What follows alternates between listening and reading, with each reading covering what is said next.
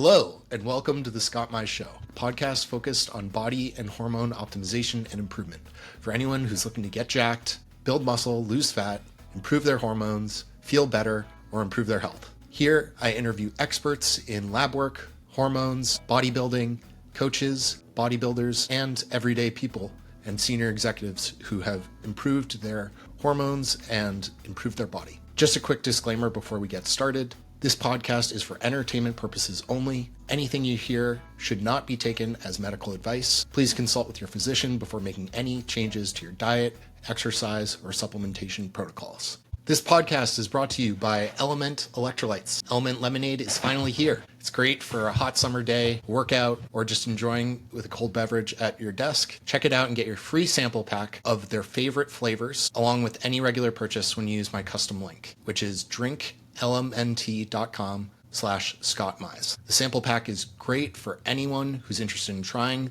their most popular flavors or anyone who wants to introduce a friend to Element. Go to drinklmnt.com/Scott Mize to claim this awesome deal.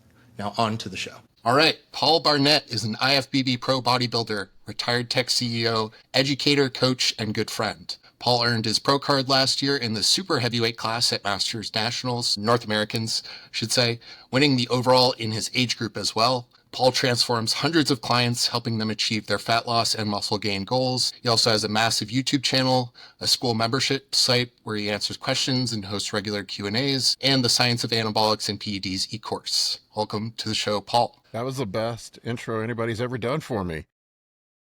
I just wrote it up. Sales points. I just wrote it up and I was like, wow, Paul does a ton.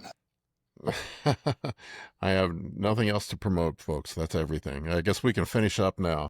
Go check it all out. No, you make very, very helpful content. I think even before you had some of these courses and stuff like that, you were just putting out massive amounts of free educational content, which I've always appreciated. And you still do. So it's awesome. It's the power of ADHD. I put it to good use. Yeah, you harness it very well. It can be used for well. evil, though, too. Yeah. Well, the first thing I wanted to talk to you about today is actually you're very open about your journey of getting fairly out of shape while you're focusing on your career and other aspects of your life. So I was wondering if you could take us back to that time and tell us where you were and then what was the spark that convinced you to dive back into body. Well, I'm working on getting out of shape again right now, but with the shoulder surgery. No, look, I was pretty obsessed with bodybuilding and fitness. I was an athlete when I was younger, all throughout high school, college, and in my 20s as well. And I started lifting in high school and got a job working at a gym my senior year in high school, and I worked there all through college. He got certified as a trainer and a nutritionist. God, I can't remember. I think it was ACSM. I don't know. It's been a long time ago. It's been 30 years ago when I got these certs. God, it's hard to believe thinking about that. But, I started off working as a trainer and and helping people out with their diets, and I didn't know what the fuck I was doing. But I love bodybuilding. I've always been curious and tried to unpack and tear things apart. I have an engineer's mind. I like to unpack and troubleshoot and problem solve. And that's probably why I ended up in IT. But that's kind of where I started. I love bodybuilding. I was a gym bro bodybuilder. Never seriously competed or anything. I didn't even know where to begin with that stuff. But I started when I was younger. I got in really good shape in through my 20s. I was lucky enough to work with Dante Trudell as a trainer while he was still, for those of you that don't know, for the younger guys out there, DC training. JP, Jordan Peters, trained by JP, would be kind of the modern version of Dante's training methodology. Dante, JP is from that tree, that lineage. But I was lucky enough to work with Dante and learned a lot from him when I was in my 80s, he's just a wealth of knowledge and really like the first guy that really pulled the curtain back and showed what actually went on in bodybuilding as far as PEDs, nutrition, what guys were really doing, not what was being said in the magazines when I was younger, which was all just a bunch of lies to sell supplements. And I was pretty consistent with the gym and dabbled in PEDs. I wouldn't say I was like crazy user. I think like my biggest cycle maybe would have been 500 milligrams of testosterone or something like that. But I managed to get up to about 300 pounds. I was a skinny guy in high school. I was 175 pounds when I graduated. And by the time I was 30 years old, I was about 300 pounds. I would say more like a power lifter, 300 pounds. It's funny looking back on it. I thought I was 10% body fat at the time, and I was nowhere near 10% body fat. But, you know, so my early 30s, man, just life kind of conspired against me. I had an ACL tear, I had a back injury, and then I realized, like, God, I can't, I had to take some time off from the gym. Had a kid, you know, got started working in the corporate world, and I had owned several businesses and run several businesses, and just kind of life, you know, it wasn't really like a planned thing. I just took a day off from the gym, and that day turned into 10 years.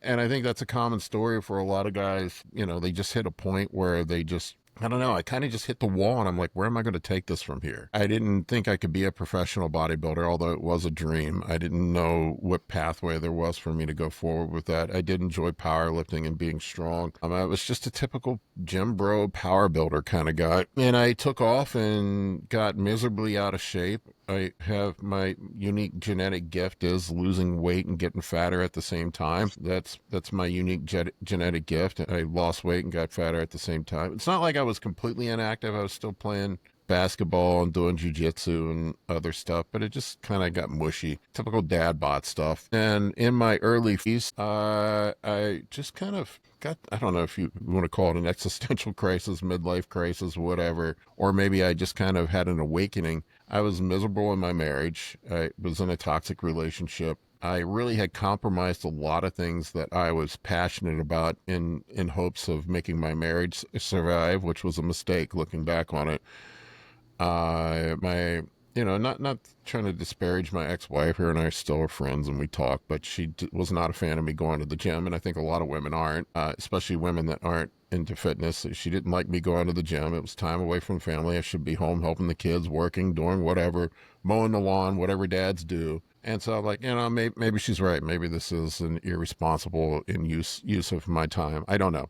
And I just kind of compromised who I was for the sake of trying to appease my ex-wife and keep the marriage going. And ultimately it just made me unhappy. And I really just, you know, didn't really help anything. And I just had an awakening one day and I'm like, I'm tired of this crap. I've completely lost my identity. I don't know who I am anymore. I don't have the same mojo that I did in my 20s. I've given up everything I was passionate about and loved for the sake of a marriage. And I'm like, this is no way to live my damn life. Yeah.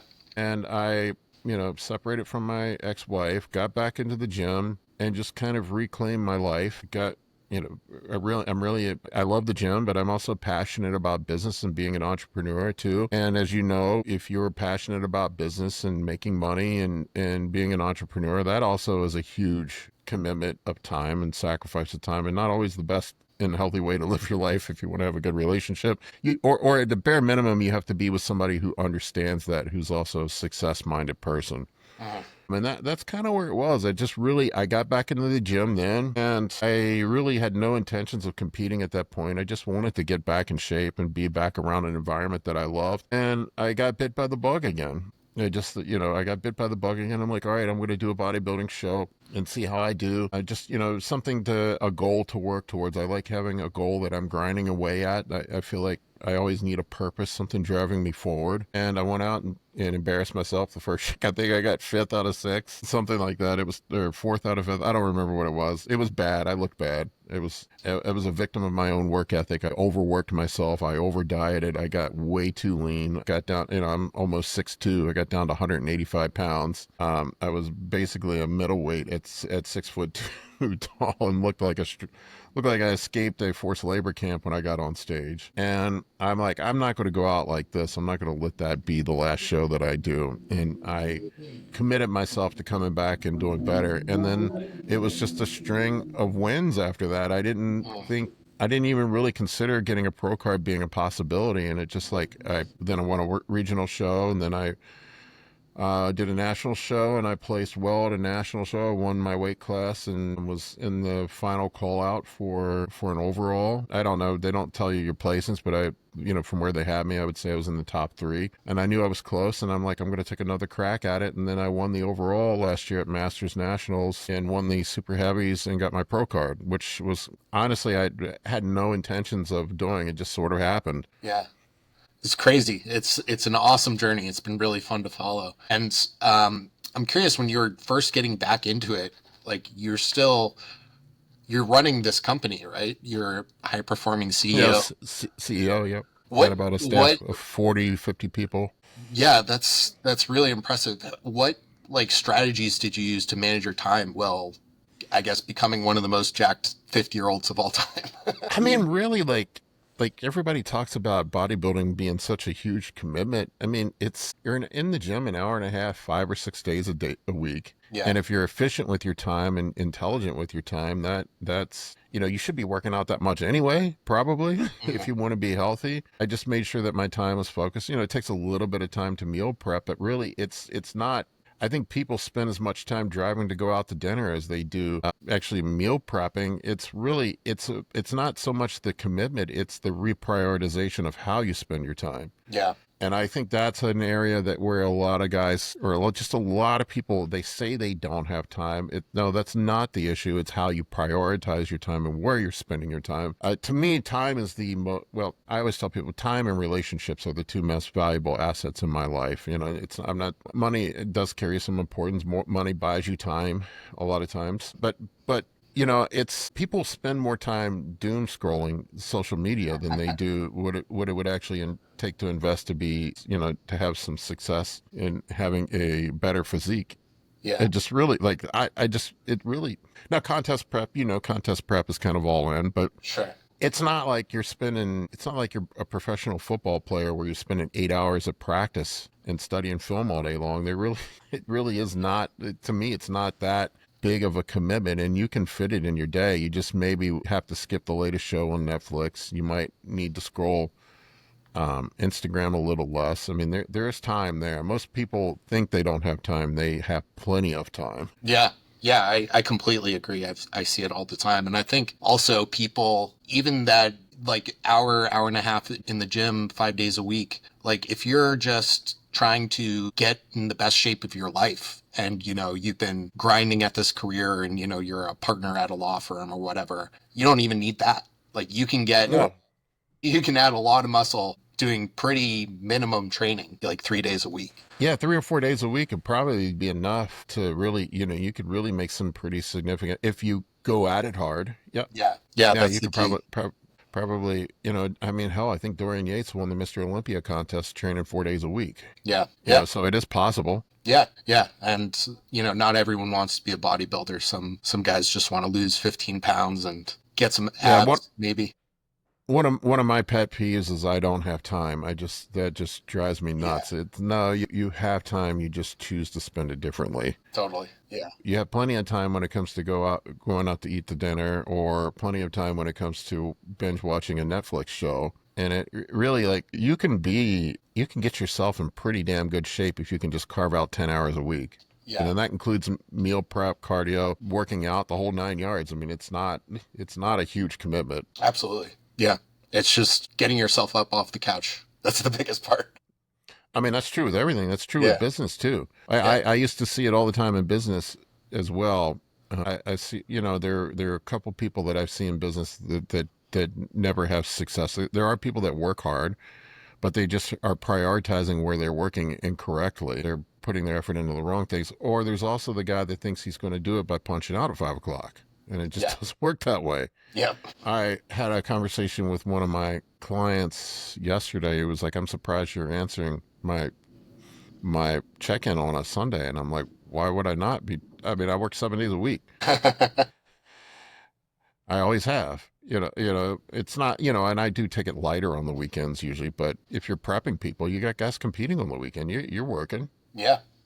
Yeah. Everybody wants results, but nobody wants to do what it takes to get those results and everything. Yeah, I think another barrier that can be true, and you would know better because you work with a lot of these guys, of like people who have poured all their energy into like their career at the expense of their health and their fitness. Is they could be. I mean, I did that. They could be low T. Like I think there's some stat like 2/3 of guys above 40 have low testosterone. So I think I was completely off. Go ahead. I was completely off of everything from, sorry, there was some lag in our thing here. Yeah, I was completely off of everything. And not that I ran a ton of shit when I was younger, but I was completely off of everything from 40 32 to 42, and I finally went in and got my blood work done, and I think my testosterone levels were below 200. And I remember there was one time that my estradiol, like when I went in, it was higher than my testosterone. I had my doctor check it. My doctor was like, well, you're within reference range. I'm like, what? I'm like, I really don't want to, and it's like, tell me all the dangers of having blood clots and this and that, and testosterone is going to kill me, and Yeah. fuck my cholesterol up and all this stuff. And I'm like, okay. And I just kind of went my own way and did my Yeah. own self-prescribed TRT, and I Yeah. immediately felt better. Yeah, I can relate. I mean, when I was 24 and I was working, 80 hours a week, traveling every week, super high stress management consulting. And my total testosterone, I didn't go on TRT for a year, and I measured my testosterone consistently, and it was always 100 to 150 total testosterone. Yeah, and you feel miserable when it's like that. Yeah. And you mentioned some of the things, but what do you see as some of the biggest misconceptions about TRT safety? I mean, the biggest thing, and I believe that I could be wrong about this, but I believe I heard that they were going to remove the blood clot thing from, and the risk of cardiovascular events from TRT. That was the big one that I think doctors are are just worried about you having a heart attack or stroke from taking TRT, and that just is not true.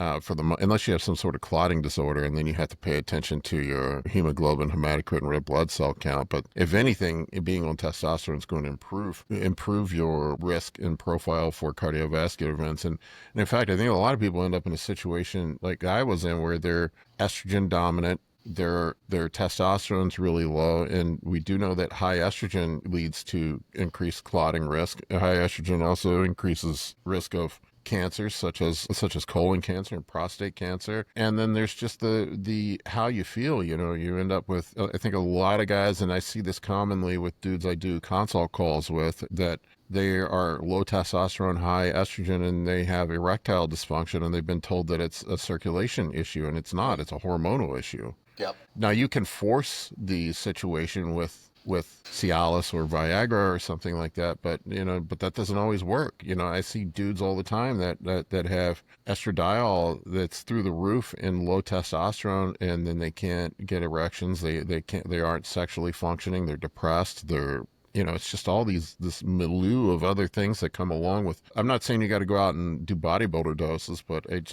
it seems to be a chronic problem with men. Yeah. Especially, the crazy thing is I see it in young guys now. Yeah. Like guys in their early 20s. Yeah, like me. Yeah. And what do you think are some of the most important lab markers to pull when looking at hormones, like free T, total T, SHBG, other things like CRP? Yeah, I mean, hormonally, we know when we're going to be on TRT that there are certain things that are going to happen that we need to look out for. But for just regular guys, yeah, I would have your testosterone, your total and free testosterone levels checked. If your test is low, SHBG is going to be fine usually, and that's only a result of high hormone when guys are blasting high amounts of stuff. Estrogen is an issue I see with a lot of guys. A lot of guys end up having high estradiol that are sedentary, and some of that too can have it's sort of a chicken and egg scenario with the fatter you get, the higher estradiol is going to be. But that's something that I see a lot. I do see some dudes that are sedentary with high prolactin. That's something it's funny, all the guys that I've run into that end up having pituitary tumors, I've run into quite a few. I didn't know they had them. Insulin sensitivity, I would definitely, it's funny how doctors just don't pay.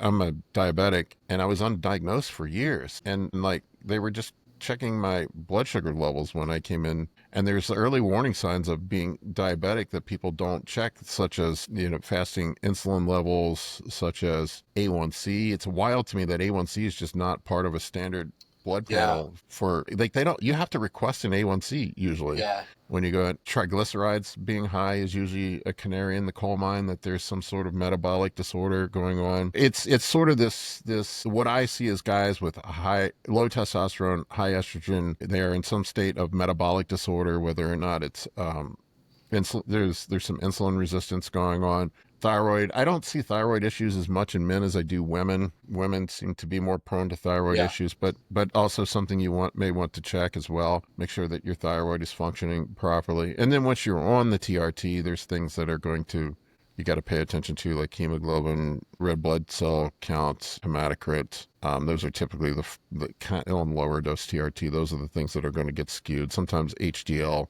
Yeah. lipids. But I mean, these are just, things that we need to pay attention to when we're on. But a lot of that's dose dependent and some of it's genetic. Yeah. Yeah, I do think it's important to have like guardrails around health markers when you go on. Blood pressure too, of course.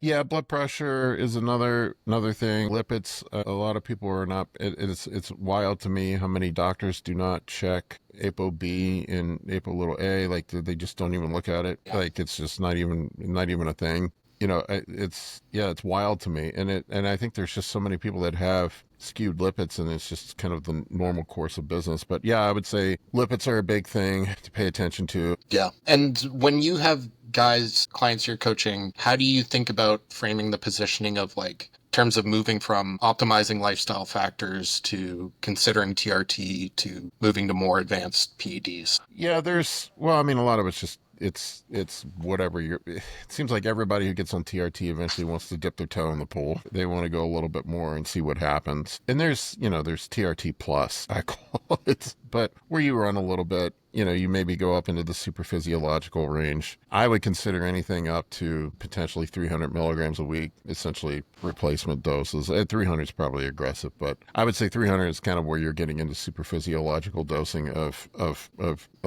testosterone.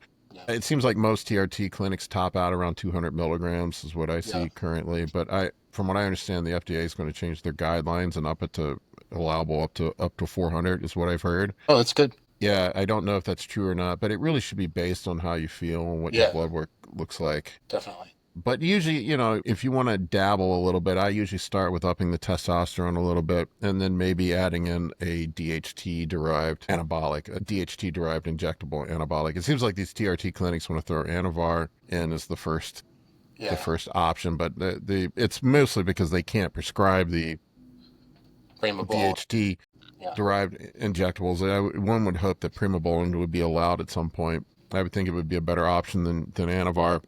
Yeah. It seems like Anavar is making a comeback. Like it's just going through a surge of popularity. Yeah, not that I particularly have a problem with Anavar, but you will see lipid skewing with Anavar. It seems to have a pretty profound effect on HDL after a period of time. And I would say that's probably the biggest risk when going past super physiological. When you kind of dip your toe into that pool, is cardiovascular risk, and that's the thing that we need to manage. Probably, everybody worries about liver and kidneys and all that stuff, but not to say that they shouldn't be managed, but the biggest risk is going to be, I would say, cardiovascular events, so blood pressure, lipids, the various cardiovascular markers that you need to pay attention to. So I would say that probably the safest, most well-tolerated when you see blood panels, generally it's going to be test and Masteron or test and primobolan. Masteron seems to be gentler than primobolan on blood work from what I've seen, but primobolan's also pretty gentle as well. Yeah. And then just going back to growth hormone. I forgot growth hormone. Yeah, growth hormone. Of course. Everyone wants to live forever. Yeah, let's start with the bioidentical stuff. Test and GH probably is where I would start, honestly. Yeah. It's interesting what like the average person's conception of what growth hormone is. People just assume that you're going to look like Andre the Giant when you take growth hormone. Yeah. Or like, they think it's something athletes use to get jacked. Yeah. We all know that it doesn't make you jacked. It's a subtle burn. Yeah. Yeah. I would say, the thing with the bioidentical hormones, we know how they're going to be, what the downstream metabolism of those looks like. Like we know the testosterone, there's going to be some DHT and estrogen conversion, and there's not going to be weird off-the-wall side effects like you're going to get with something like a 19-nor, a synthetic progestin that's going to do weird things. And in a male body for some people, not for everybody, but we have a good idea of how you're going to react and how to manage those things. And they're probably going to be the most well tolerated by the largest majority of people. Yeah. And when you're coaching some of these guys who are more senior in business and maybe they're traveling a lot, where do you start in terms of nutrition? Like, obviously, I think part of it goes back to you make time, you get it done, you meal prep. But like somebody's, starting point is they're on the road, eating out, steak dinners all the time, grabbing a sandwich for lunch, having a muffin for breakfast. Like, where do you start with a client like that? Sounds like my diet right now. No, I would say honestly, usually when I get somebody who's never followed a structured diet before, I would encourage them to follow a structured diet if we can get them to do so. But there are some people that it's just too overwhelming. Starting point usually where I'll have guys, I'll just give them an approved foods list. Tell them to eat foods from those approved foods lists. Try to have protein in with each meal. And then I'll just get them tracking their foods. I'll get them getting something like, I like Chronometer. That's probably my favorite app. It's probably the most accurate one. I'll have them just start tracking food and then send me a report of their food. And I will tell them, meal structure starts with protein first, lean protein. If you're in a situation where you have to eat fattier protein, then keep the carbohydrates lower. And then we'll have a macro goal for the day that we try to hit. And then I'll just have them try to track everything in a just the very act of tracking your food alone is eye-opening. Yeah. For most people. Yeah. Most people severely underestimate how much they eat. Yep. Yeah, it's interesting. I've had more clients recently who have no experience with weighing food, tracking food, anything like that. And so it's really forced me to get creative and like find ways and seeing what works for those types of people. Yeah, so the 101 way for me is just approve foods list, have them start tracking their food, even if they're guesstimating. Yeah. In an app. And I find that when you just even have people tracking stuff in an app, they'll think twice about grabbing that shit food that they would have normally eaten. That alone makes you have some awareness and consciousness of what you're eating and probably prevents people from just having a bite. Yeah, absolutely. It's definitely a form of accountability.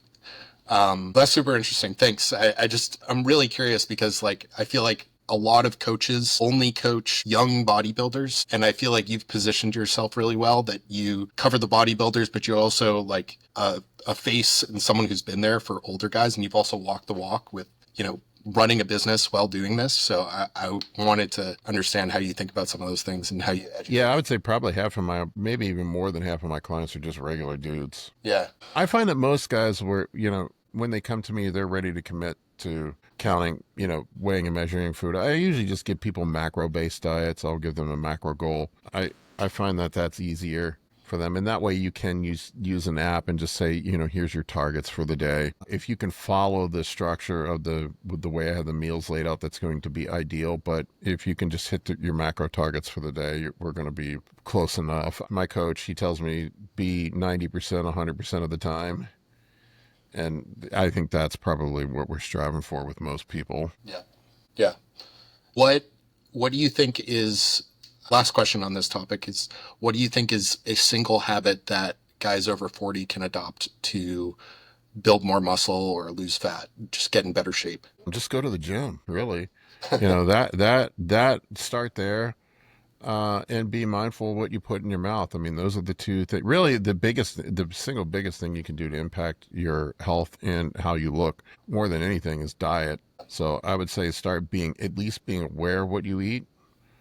Most people, it's funny, everybody's scared of carbs. And what I find is generally that when I have people actually track their food, the majority of their calories are coming from fat.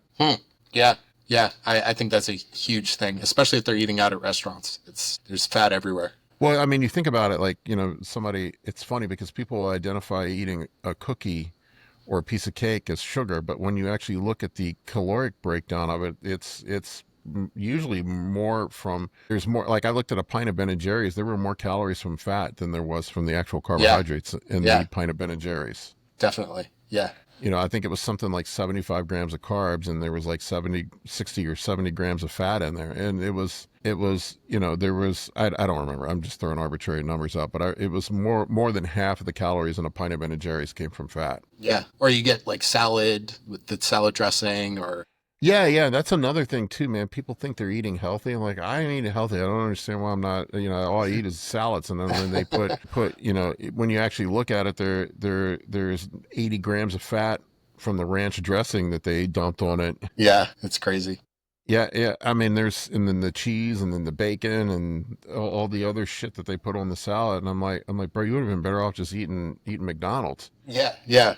You just Probably less calories. Yeah, it's funny. My father-in-law, I'm always like, "Do you enjoy?" Because every time I go to a restaurant with him, he orders a salad, and I'm like, "Do you enjoy salad?" And he's like, "No, I eat it to be healthy." And I'm like, "I think you'd be better off just eating more of anything else at the restaurant." Just get a steak. Yeah, exactly. Just get a steak and some Funny. vegetables, or a steak and a plain potato. Yeah.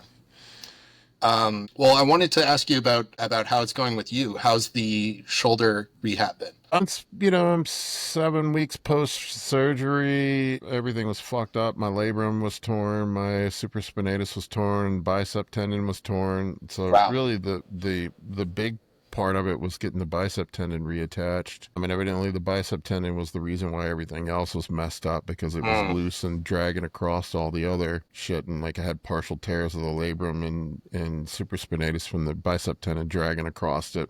So yeah, well, it's going to be a long road. I can't lift anything heavier than a glass of water right now for, from the 4 weeks to 8 week time frame. It's not supposed to lift more than 16 ounces. And then okay. I can go up to 3 pounds at 8 weeks. So I can get the pink dumbbells out and go Yeah, to the pink dumbbells, and then progress from there. So we'll see. But they said about 6 months before I'm back to full activity. okay. So maybe compete next year, late next year. We'll see. I don't know. I go back and forth on whether or not I want to compete again. But every Yeah. bodybuilding show I've ever done's been my last one. Yeah, I remember you saying that. Yeah, I get done with prep, and I'm like, I'm fucking done. I'm never doing this again. And then you get like 3 or 4 months post show, and you're like, all right, I got the itch. I think I can do better. Yeah. And then when you win, it makes it even more contagious. I've promised a lot of people that this is my last show, so we'll see. Well, I saw Justin's other client, Daniel. God damn it, I can't remember his last name. He won the Emerald Cup. He won both the Open and the Oh, Masters, that guy was huge. Yeah. and he's my age, man. Uh, You know, and I'm like, damn, I want to get back out there. yeah, yeah. That's I'm, exciting. I didn't I'm like, realize he was masters. yeah, yeah, he's my age. He's in his 50s. Wow.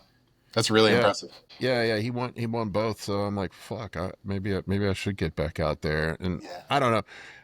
There's like a big part of me. It's like, am I really a pro until I actually compete in a pro show? Yeah, you are. I mean, you didn't get like second in your class pro card. You won the overall at nationals. Like it was a very legit pro card. Yeah. There were about 50 people in my division. So it was, or maybe more. I don't remember. Yeah. There were a lot. But yeah, I think I won fair and square. Yeah, definitely. Not everyone has a pro card these days, as they say. Yeah, it's funny. I went through and did the math on that, and it was hilarious. Like there were 28. I think it was 28. I don't remember off the top of my head. Something like that. Masters pro cards in the entire world given out Oh last my God. year in bodybuilding. In bodybuilding, so there were, and then in open bodybuilding, I think it was like 50. Wow. 50 couple. And so like I don't know where people come up with this idea that they're giving pro cards out to everybody. Yeah. I went to North Americans last year. There were 1,400 fucking competitors there total. Yeah. And that's nationals. Like you have to make it there. Yeah, you have to make it there, man. And then they were given 3 in each division, and that's like the biggest amateur show pro qualifier in the world. So I'm like, yeah, there aren't that many pro cards. I think what it is, there's just a bunch of divisions, and people see all the men's physique and classic guys, and they Yeah. get salty about that. It's the old dudes that don't like, basically what it is. It's the old guys that don't like the men's physique and classic divisions. That's what it is. It's just Yeah. guys being salty, and it's the whole get off of my lawn. Yeah. They remember. I've been going to bodybuilding shows for 30 years. I remember going to, I think it was North Americans in like late 90s. There were like 100 dudes competing. That was it. Wow. Nothing it's way bigger, Yeah, way the more sport's competitive. exploded. Yeah. Way more competitive. Bodybuilding was like a real niche thing. Yeah, they only gave out one pro card then, but there was like nobody competed. Yeah. It's interesting you mentioned that because people give like the NPC so much shit for being greedy and commercial and stuff, and like the move with launching like Fit Model and all these new divisions, and they have done such a tremendous job growing the sport when you think about it. Like, Yeah, no, it's excellent. I like having the other divisions in because it used to be if you weren't a genetic mutant and a super big dude, you had zero chance of ever being a professional bodybuilder. Whereas yeah, now there's a division for each, all sorts of different body types. yeah, I mean, like the guys that are competing in men's physique probably would have never been able to compete as an open competitor ever. yeah, They're just not genetically, they don't have the potential to be that big. It's not to say these guys work just as hard, if not yeah. harder than the guys in the open. You go to pro shows, like there's not an overabundance of people competing. Like last year at the fucking Detroit Pro, where there's 6 guys in the open. Yeah. They couldn't even get anybody out there. Yeah, not at all. Even classic, I've gone to 2 pro shows this year and it hasn't been super deep. No. So it's not like there's an overabundance of competitors at these secondary shows. I mean, even at the Arnold Classic, there were 15 competitors total. Yeah, So it's not like there's 50 guys rolling out there. yeah, yeah. I don't know what. I I think have no idea what people are talking about. yeah, it's It exactly what pisses you me said. off. It's get off my lawn. It's old curmudgeon-y guys. In my day, you didn't get a pro card unless you were. Jay Cutler got second at his first national show. I'm like, Jesus fucking Christ, man. It was North Americans in 2019. It was Nick Walker, Dougie Flex, and Martin Fitzwater in the super heavyweight division. Wow, that's Yeah. crazy. Yeah, you think that's easy? Yeah, I don't think Martin. I think Martin got third. In yeah, that one, if I remember right, and didn't get a pro card. yeah. I mean, nationals in Texas, the one at the end of the year, has gotten insanely competitive. Well, that's the show that everybody that didn't get their pro card and all the other qualifiers goes to. That's the Yeah. last chance for the year, and so that show's nuts. That show's nutty, man. That show's usually. I would say that one and North Americans are probably the 2 deepest usually. Yeah, yeah. Do you have a lot of guys competing this year? I got a ton of guys competing. It's usually 1 2 every weekend from here until November.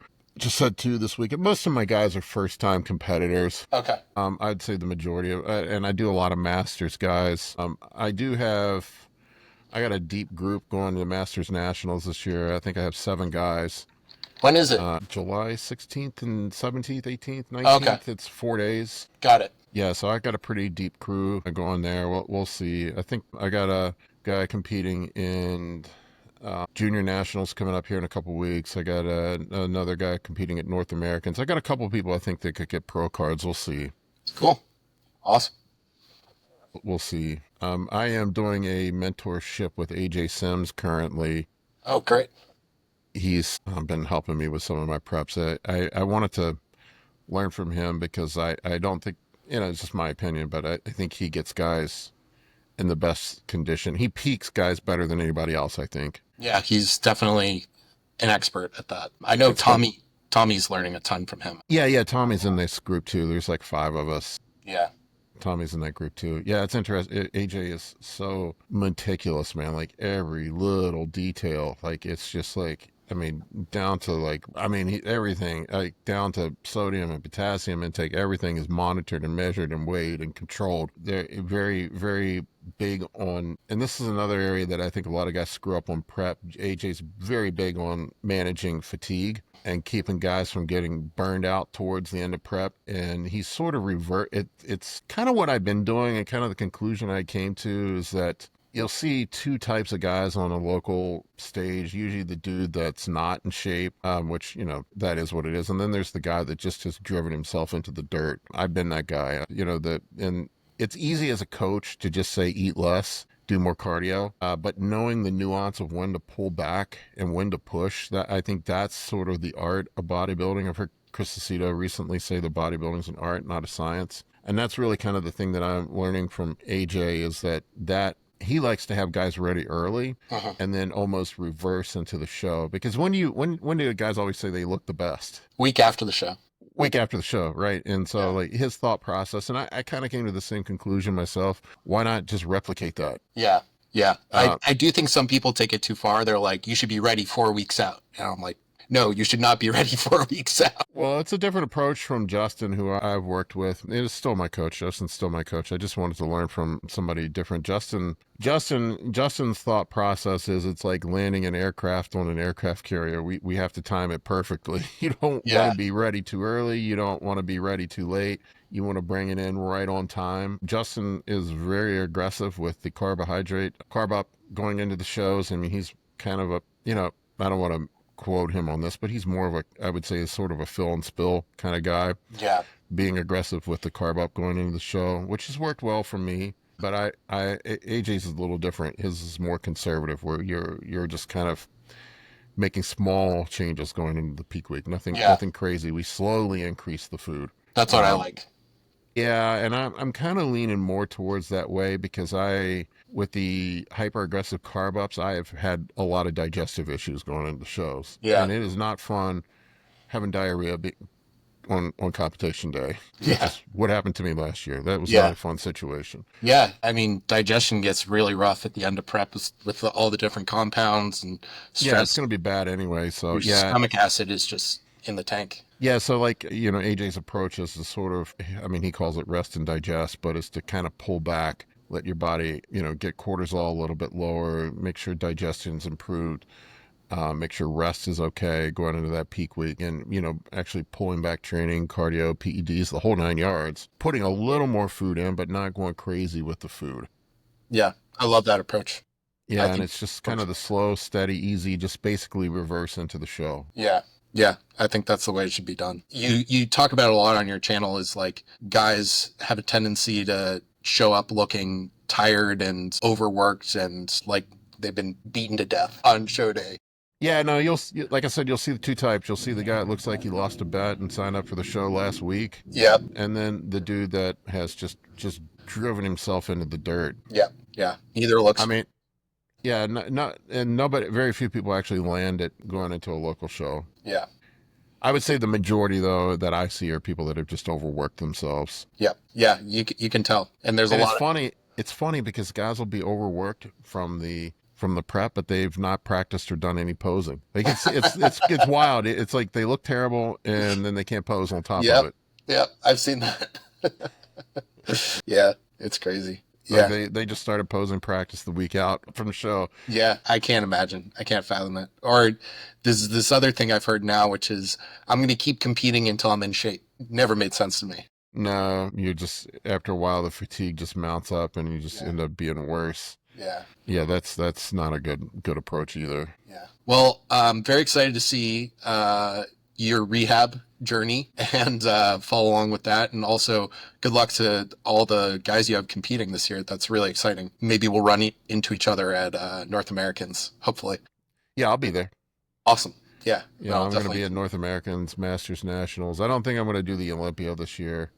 I don't know. The Olympia was just a disappointing experience, man. Yeah, I've heard that from a lot of people. It was just, and it's not, the way I look at it, I'm a customer when I'm there, and I had a booth, man. I spent a lot of fucking money to be there. I'm talking about tens of thousands of dollars to be there. And they treat you like you're a bother. That was the part that really, really irritated me. They were yelling, they were threatening people for taking pictures. They're like walking around saying they're going to kick your ass and, throw you out for taking pictures. I'm like, what? It's like show. This is free marketing for you. Especially if you got people here that are social media influencers, they're marketing your show for you. Yeah. And then the Arnold, they let you do whatever, man. And they like when we had our booth, they were coming around and checking on us and seeing if we were okay, if we needed anything, bringing us bottles of water. And at the Olympia, my booth, my trash can was overflowing. They never the bathrooms were dirty. Like they just didn't do anything. And then the promoter gets up on the stage during prejudging and says, "If I see anybody else taking pictures, you're going to get your ass kicked and tossed out." And I'm like, and then they were just being very belligerent about everybody was complaining about the lighting. Yeah, I remember that. It was horrible. It seems like they think their only customers are the people paying them to advertise on the stage. Yeah. The Arnold just upped the prize money, man. They better watch out, man. Yeah. That's the premier show, and I'm not trying to slam the promoters or anything, but this is just my humble humble advice as an entrepreneur, man, maybe you should listen to your customers. Yeah. Maybe you should see what your competitors are doing and try to emulate that. Yeah. Yeah, I think the big pro shows too are getting better and better. Like the Yeah, I heard great Pittsburgh, things New about the York Detroit this year. Yeah, the Detroit was Pittsburgh. awesome. I think every show is improving except for one. Yeah, it was. And then Vegas is just incredibly expensive to be there to begin Yeah. with. I liked it when I was younger. It's not really my scene anymore. Yeah. It's good food and stuff, but I don't know. It was just incredibly expensive. The lighting was terrible at the show. It was just like, and then you got Bob Ciccarello up there calling the wrong people's names out, and they were playing the wrong music for the competitors when they were out there. Andrew Jack just walked off the stage. He's like, "Yeah, fuck this, I'm out of here." I remember They that. weren't. Yeah, he's just like, "Yeah, man, I'm not doing this." That's crazy. Yeah. I'm like, "What?" I'm like, I was "This is at a clown Detroit. show." I was at Detroit. It was run so well. It was perfect. Sid Faruqi was incredible. He was so good. Yeah. I mean, I heard good things about the Detroit. I didn't go. I think I might go next year, but yeah, I heard really good things about the Detroit. Yeah, I got to meet Karina there. It was awesome. Yeah, she's awesome. All right. Well, thanks so much for the time, Paul. Yeah, man. As always, it was great catching up with you. For everyone who's interested, find Paul on Instagram, YouTube. Do you want to shout out where the tags are? And I'll have links to it in the show notes as well. Yeah, Paul K. Barnett on Instagram, Anabolic Bodybuilding on YouTube. You can't miss this giant head and big nose, man. It's unmistakable. Yep. Look out for it. All right. Thanks, Paul. Take care.